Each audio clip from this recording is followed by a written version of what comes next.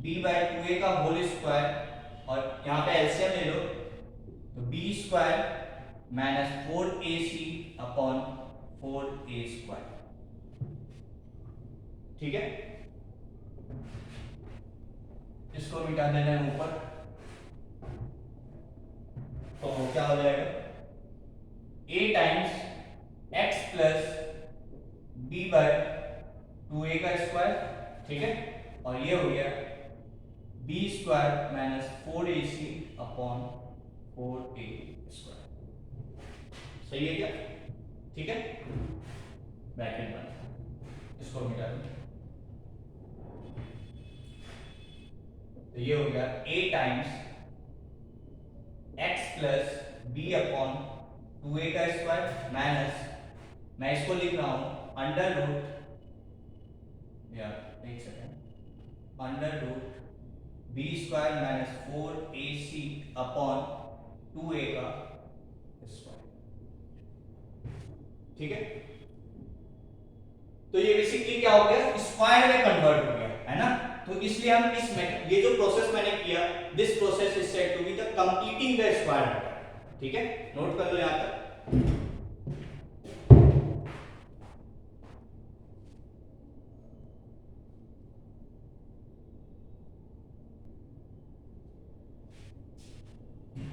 ठीक है, यहां तक। तो बेसिकली हमने क्या किया, इसको स्क्वायर फॉर्म में कन्वर्ट किया, है ना। तो दिस मेथड, जो प्रोसेस हमने यूज किया है, या this method is said to be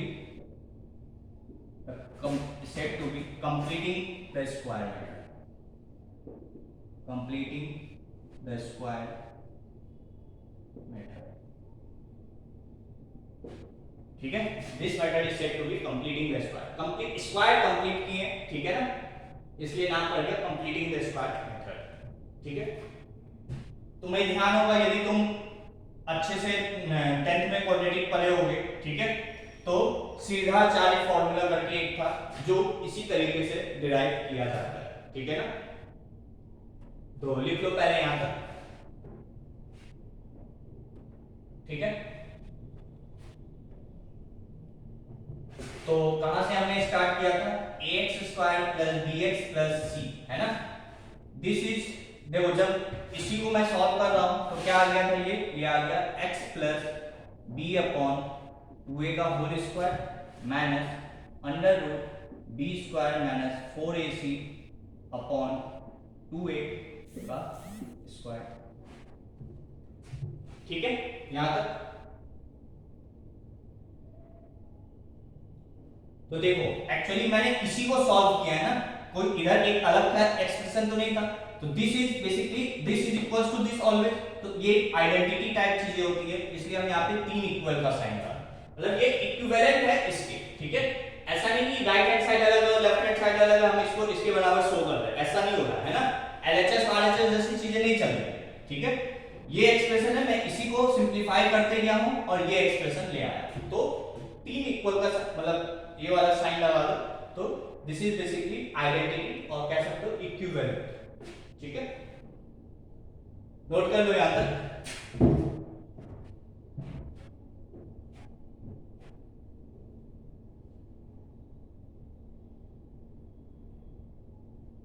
ठीक है,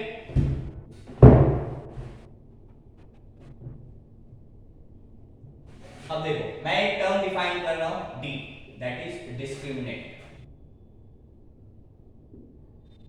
डिस्क्रिमिनेंट। ठीक है, और इस टर्म को मैं बोल रहा हूं डिस्क्रिमिनेंट, तो डिस्क्रिमिनेंट मैं सिर्फ इसको बोल रहा हूं, अंडर रूट को नहीं बोल रहा हूं। ठीक है ना, ये ध्यान रखना, कंफ्यूज हो जाते लोग कि D under root of this है या सिर्फ ये। ठीक है, तो डी सिर्फ ये है, that is b square minus 4ac। ठीक है, इसको मैं डी बोल रहा हूं, तो अब ये किस में रिड्यूस हो जाएगा, a times x plus b upon 2a का square minus under root D upon 2a का स्क्वायर। ठीक है,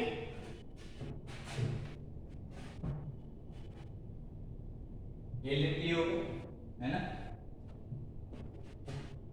तो ये क्या है, देखो a times a square minus b square, है ना, this is equal to a times x square minus a square minus b square दिख रहा है, a square minus b square क्या होता है a plus b into a minus, तो x plus, देखो यहां भी 2a, चलो मैं लिख देता हूं, plus under root D upon 2a, और ये आ जाएगा x plus b upon 2a minus under root D upon 2a, a plus b into a minus, ठीक है,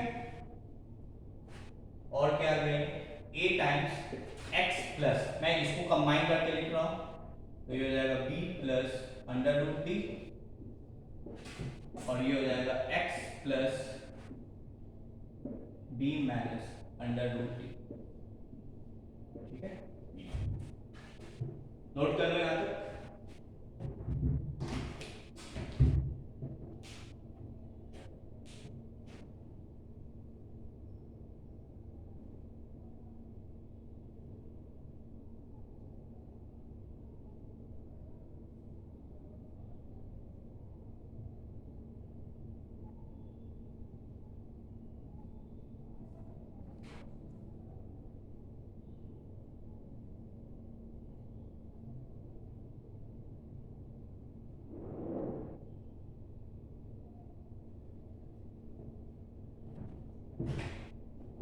ठीक है यहां तक, और मैं इसको देखो क्या लिख रहा हूं, a टाइम्स x, मैं यहां पे माइनस साइन लिख रहा हूं, तो एक माइनस अंदर भी चल जाएगा, तो उसको मैं ऐसे लिख देता हूं, यहां पे भी मैं माइनस कर रहा हूं, तो यहां पे उल्टा हो जाएगा, ठीक है,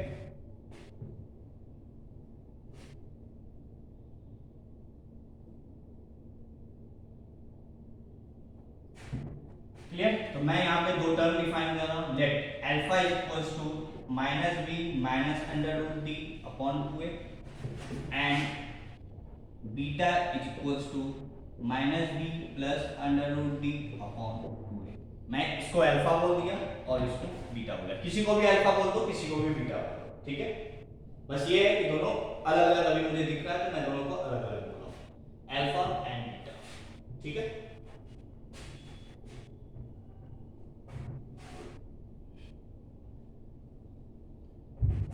तो जो एक्सप्रेशन था वो कन्वर्ट हो गया x minus alpha into x minus beta, ठीक है, यहां तक नोट कर लो अच्छे से,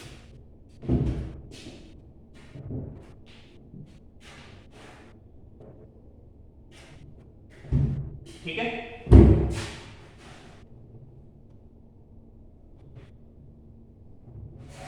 तो हम स्टार्ट कहां से किए थे, ax square plus bx plus c से, and this is equals to क्या आ गया a times x minus alpha into x minus beta, ठीक है, इसको अलग से फिर से, दिस इज, इसको बोल दो इक्वेशन नंबर 1 या 1 से मार्क करो, ठीक है, वेयर हमने स्टार्टिंग में बोला था कि a जीरो नहीं है, ठीक है ना, where a is not equals to zero, पहले से, दूसरा अल्फा और b, अल्फा क्या है ना, पहले अल्फा लिखो, क्या अल्फा था minus B minus under root D upon 2a, और बीटा है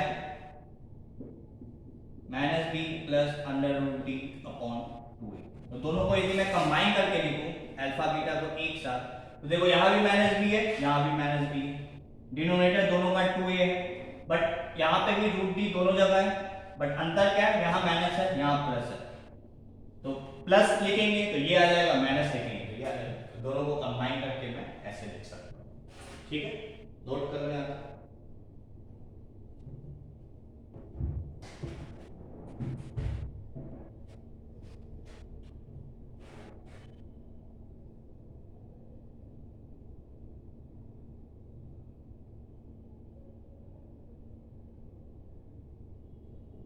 ठीक है, यहां तक में कोई डाउट तो बता, जो मेथड हमने यूज किया यहां तक पहुंचने में, that method is basically said to be completing the square method, ठीक है, क्लियर, मिटा दे,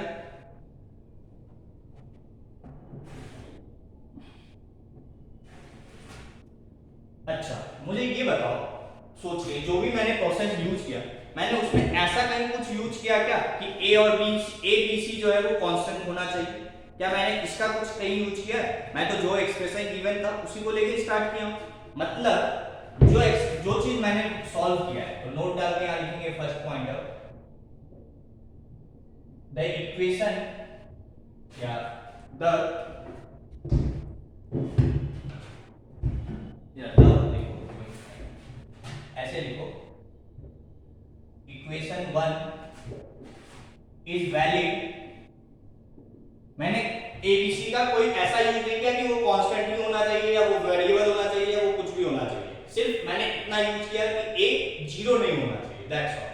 तो equation 1 is valid, equation 1 is valid if a b and c are, एक सेकंड ऐसे लिखो, equation 1 is valid even if, equation 1 is valid even if a b and c are not constants। ठीक है, यदि a b c कुछ भी हो तब भी इक्वेशन 1 जो मैंने लिखा ax² + bx + c equivalent to a times x minus alpha * x minus beta, वो हमेशा वैलिड है चाहे a b c कुछ भी हो। ठीक है, सिर्फ a जीरो नहीं होना चाहिए। ठीक है, वो तो स्टार्टिंग वहीं से की है तो वो तो है ही। is valid even if a b and c are not constants। ठीक है, नोट कर लो। Second point,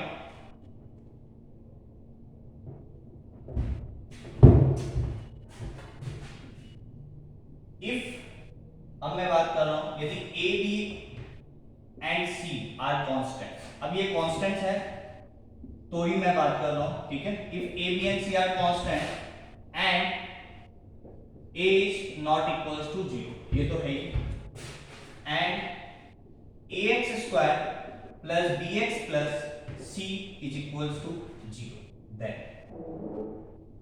if a b and c are constants and a is not equals to 0 and ax² plus bx plus c is equals to 0, then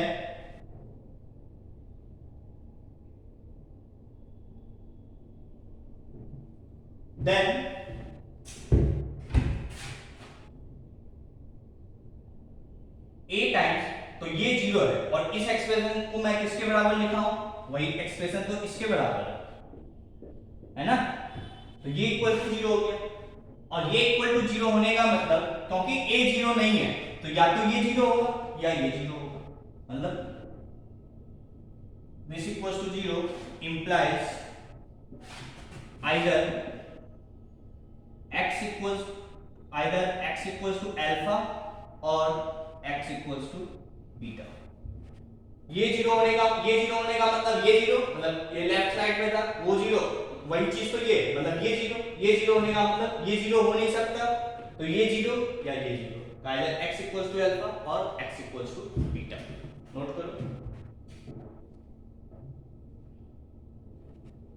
ये कहां से आया, ये यहीं से तो आया, या तो ऐसे यहां पे लिख सकते हो either x minus alpha is equals to 0 और x minus beta is equals to 0, तो यहां से ये आ गया, यहां से इसको इधर लिखो, x बराबर अल्फा और x बराबर बीटा।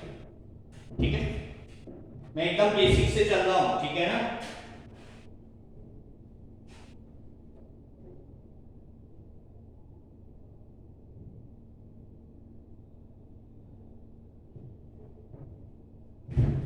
ठीक है, इसको बोल दो इक्वेशन नंबर 2। ठीक है,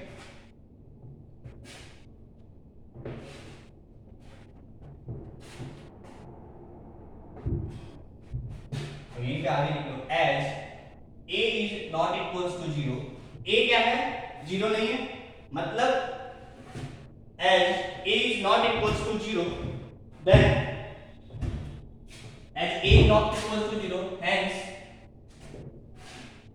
x equals to alpha and x equals to beta are the roots of equation 2। As a 0 नहीं है तो इस इक्वेशन का रूट क्या है, x बराबर अल्फा या x बराबर beta, hence x equals to alpha and x equals to beta are the roots of equation number 2. इस इक्वेशन नोट कर लो।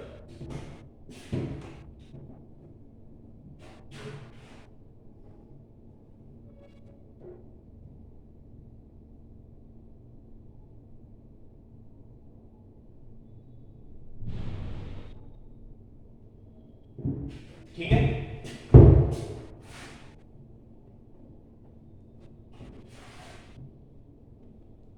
तो यहां से क्या मैं तो एक स्टैंडर्ड इक्वेशन लेके सॉल्व किया है ना, और उस स्टैंडर्ड इक्वेशन के दो रूट्स है, इसका मतलब hence every quadratic equation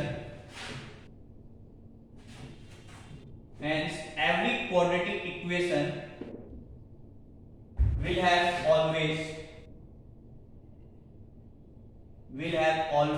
two roots। मैंने एक स्टैंडर्ड इक्वेशन को सॉल्व किया और वहां से दो रूट आए, इसका मतलब कोई भी क्वाड्रेटिक इक्वेशन तुम उठा लो दुनिया, उसके हमेशा दो रूट्स होंगे ही होंगे।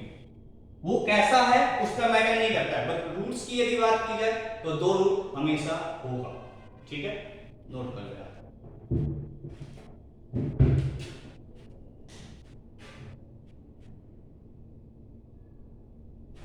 ऐसे लिख लो, और एक वर्ड यहां पे hence every quadratic equation will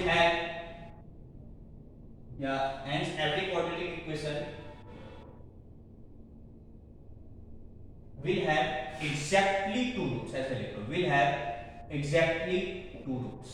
ठीक है, ये वर्ड इंट्रोड्यूस करो, hence every quadratic equation will have exactly two roots। ठीक है, या ऑलवेज भी लिख सकते थे, बट एग्जैक्टली वर्ड ज्यादा अच्छा लगता है। ठीक है, ठीक है, और वो दो रूट होंगे क्या क्या, तो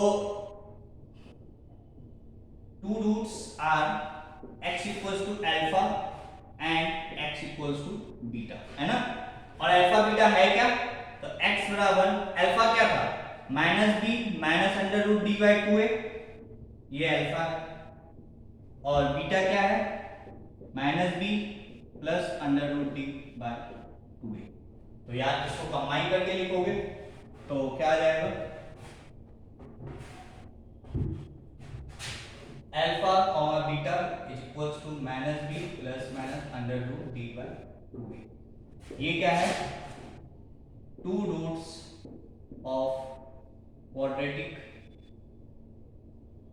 इक्वेशन। सेकेंड पॉइंट में मैं इक्वल टू जीरो कर दिया था, इक्वल टू जीरो होने का मतलब वो एक्सप्रेशन कन्वर्ट हो गया इक्वेशन में। तो two roots of quadratic equation यही तो सीधा चार फार्मूला है, minus B plus minus under root D क्या है, यही तो है, मैं लिख देता हूं इसको,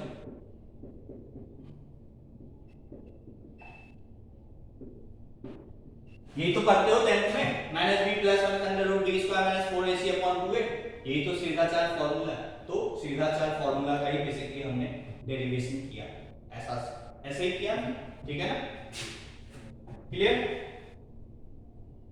और रूट क्या है ये। ठीक है, आई होप यहां तक तुम्हें क्लियर होगा। अब बहुत लोगों को कंफ्यूजन होगा, सर मैं एक एग्जांपल ले रहा हूं पहले से, x minus one into x minus one equals to zero, तो यहां से x बराबर वन और x बराबर वन, तो कहेंगे सर दोनों तो सेम ही वैल्यू है, वन ही है, तो एक ही रूट तो आया, नहीं, यहां पे भी ये जो है बेसिकली यदि रूट बोले तो वो दो रूट्स है, वो कैसा है, रिपीटेड है, दोनों एक ही है, two roots and they are repeated.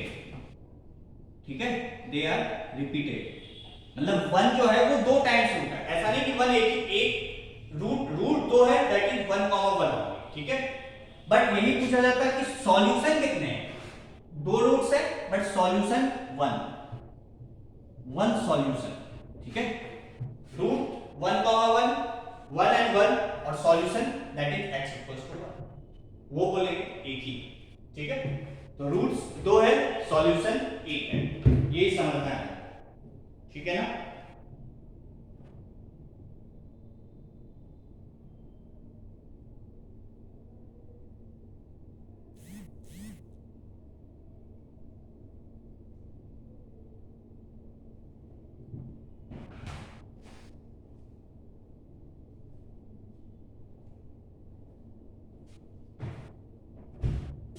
ठीक है।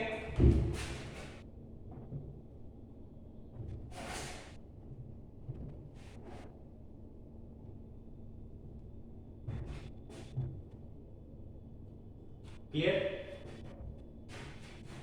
नेक्स्ट पॉइंट सी, या 1 2 लिखो तो 1 2 3 लिख लो।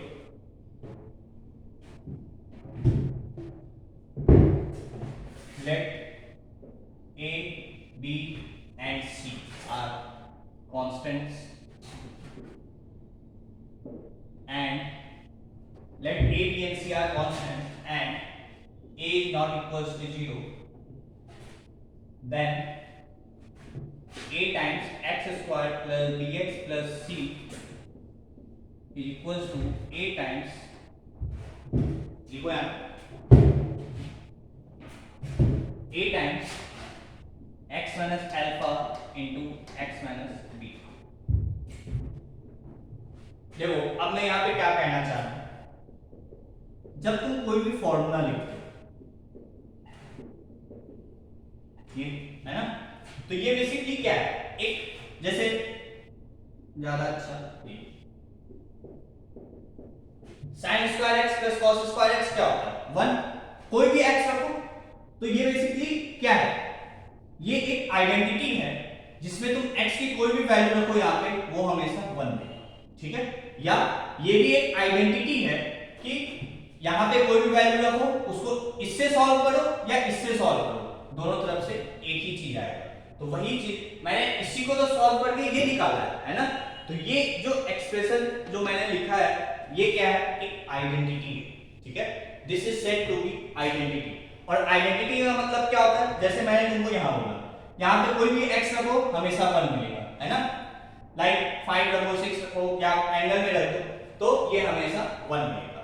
वैसे ही यहाँ पे x की कोई भी वैल्यू तुम रखो, चाहे इस साइड रखो चाहे इस साइड रखो, दोनों तरफ से एक ही वैल्यू मिलेगी। तभी तो, क्योंकि इसी को तो सॉल्व करके मैंने ये लिखा है ना। यहाँ या तो यहाँ पे कोई भी x की वैल्यू रखो या यहाँ पे कोई भी x की वैल्यू रखो, दोनों तरफ से तुम्हें सेम वैल्यू मिलेगी, ठीक है। और ऐसा होता है then this is said to be identity, said to be an identity, ठीक है। Let a b and c are constants and a not equals to 0, then this is equals to this is said to be an identity for all x। for all x ये नहीं कह रहा हूं मैं कि root की बात नहीं कर रहा हूं, मैं कह रहा हूं जैसे फॉर एग्जांपल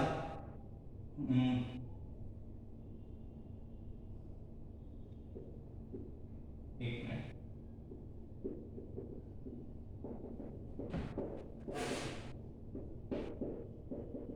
ये लिखा है, ठीक है। चाहे x की वैल्यू तुम 1 रखो तो इधर रखो या इधर रखो, दोनों तरफ से एक ही वैल्यू आएगी। 2 रखो इधर रखो या इधर रखो, एक ही वैल्यू आएगी।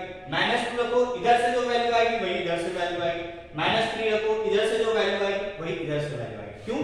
क्योंकि यही तो इसके बराबर है, ये इसके बराबर है या ये इसके बराबर है। तो ऐसा होता है, then this is said to be an identity, said to be an identity, ठीक है। तो let a b and c are constants, अब मैं इसको कांस्टेंट बोल रहा हूं, ठीक है। and a is not equals to 0, then this is equivalent to this is said to be an identity for all x, ठीक है। कोई भी x रखो दोनों साइड हमेशा बराबर है, ठीक है। नोट कर लो, is said to be an identity for all x।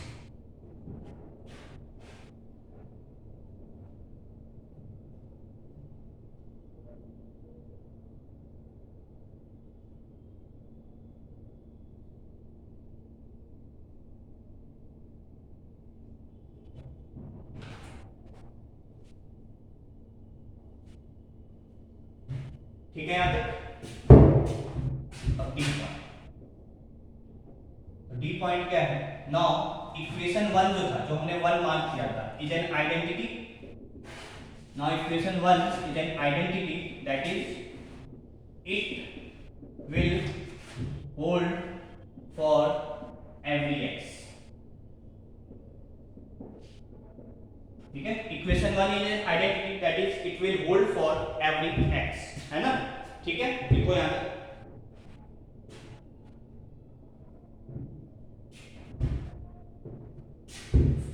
ऐसे लिख लो। Now equation 1 is an identity that is will hold for every x गिवन a b and c are constants and a is not equals to 0, ठीक है ना। a b c क्या होना चाहिए आइडेंटिटी के लिए, constant and a is not equals to 0, ठीक है। निकालें इसको,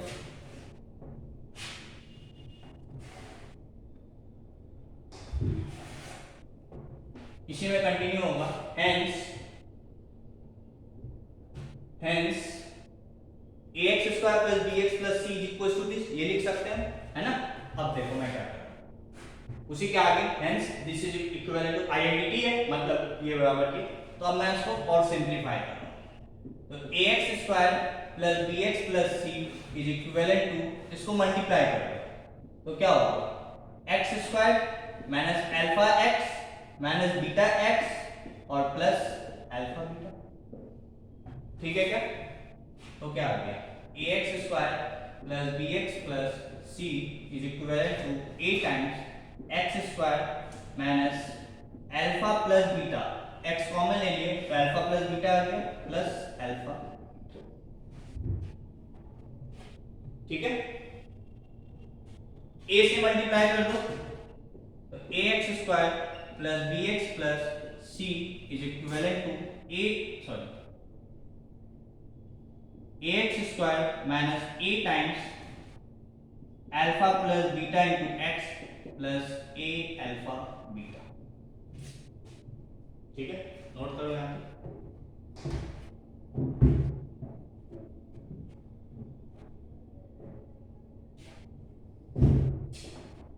ठीक है, इसको मैं नाउ एज ये क्या है एक आइडेंटिटी है, now as it is an identity hence ये एक आइडेंटिटी है तो दोनों तरफ कोफिशिएंट इक्वल होना चाहिए, hence coefficient can be equated on both sides,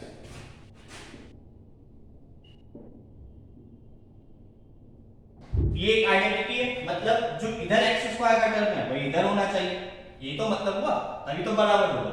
जो इधर x का कोफिशिएंट है वही इधर होना चाहिए, कांस्टेंट, ये कांस्टेंट के बराबर होना चाहिए। तो is as it is an identity hence coefficient can be equated on both sides, ठीक है। तो कर दो, तो सबसे पहले कोफिशिएंट ऑफ x स्क्वायर का कोफिशिएंट क्या है, लेफ्ट साइड में a है और राइट साइड में a, तो इक्वल हो गया, कोई प्रोडक्ट इक्वल, दोनों तरफ इक्वल है, ठीक है। तो ये होगा coefficient of x square a बराबर a, तो होगा ही होगा, तो इसमें तो हमें कुछ मिला है, ठीक है। आगे नोट कर रहे हैं आप, अब कोफिशिएंट ऑफ x क्या है इधर, तो इधर है b और इधर क्या है x का कोफिशिएंट b, इधर x का कोफिशिएंट ये पूरा minus a times alpha plus, ठीक है, b बराबर minus a times alpha plus beta, note करो, ठीक है। ये हो गया। अब कांस्टेंट का,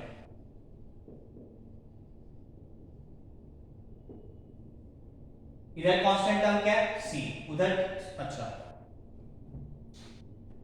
पहले ये करने से पहले जब हमने b का कोफिशिएंट इक्वेट किया तो क्या आया b बराबर minus a times alpha plus beta, है ना।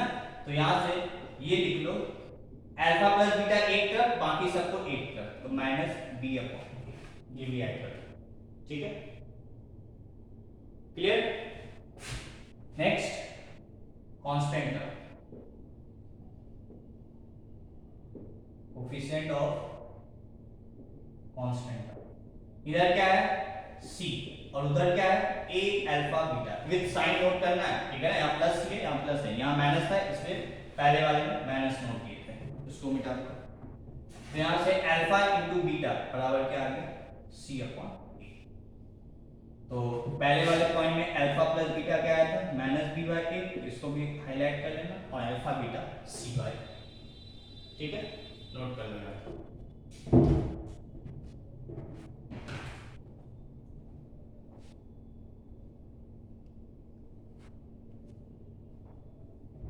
ठीक है, तो alpha plus beta minus B by A, alpha beta C by A, ठीक है।